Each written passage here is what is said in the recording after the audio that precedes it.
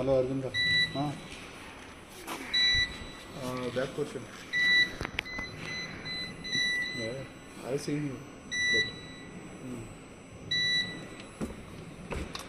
ನೋಡಿ ಗೊತ್ತಾಗ್ತಾ ಇದೆಯಾ? ಇದು ಬ್ಯಾಟ್ರಿ ಹೋಗಿದೆ. ಬಟ್ ವೋಲ್ಟೇಜ್ ಎಲ್ಲ ಇದು ಬರುತ್ತೆ, ಬ್ಯಾಕಪ್ ಬರಲ್ಲ ನಿಮಗೆ. ಹಾಂ, yes bro tell.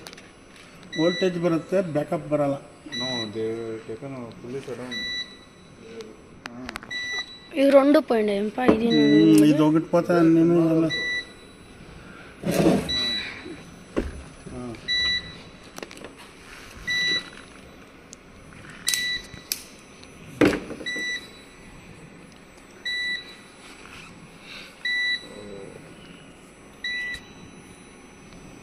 wait, I check it. How much time you required?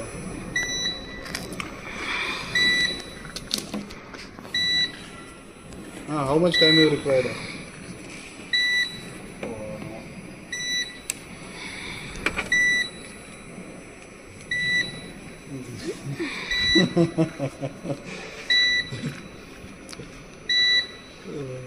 ನೋಡಿ ಎಷ್ಟು ಬರ್ಬೇಕು ನಮಗೆ ಪ್ರಭಾಕರ್ ಅವರೇ. Okay okay. ರಾಜ್ಕುಮಾರ್ 72 ಬರಬೇಕು ನಮಗೆ. 64 ಬರ್ತಾ ಇದೆ. ಈ ಪ್ಲಸ್ ಮೈನಸ್ ಇದು ಬರ್ತದೆ, ಟೆಲಿವಿಟಿ ಬರ್ತದೆ. ಅದೇನಂದರೆ ಈಗ ನೀವು ಆಗಿನ ಕಾಲದ ಯೋಚನೆ ಮಾಡಿ.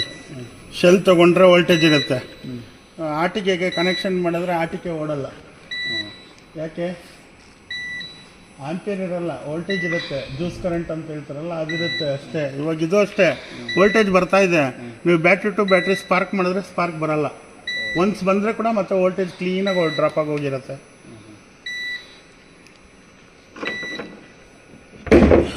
ಈಗ ಇದು 6×60 ಹಾಂ ಅಲ್ವಾ? 6×2 12 72 ಅಲ್ವಾ? 64 ಬರ್ತಾ ಇದೆ 72ಗೆ.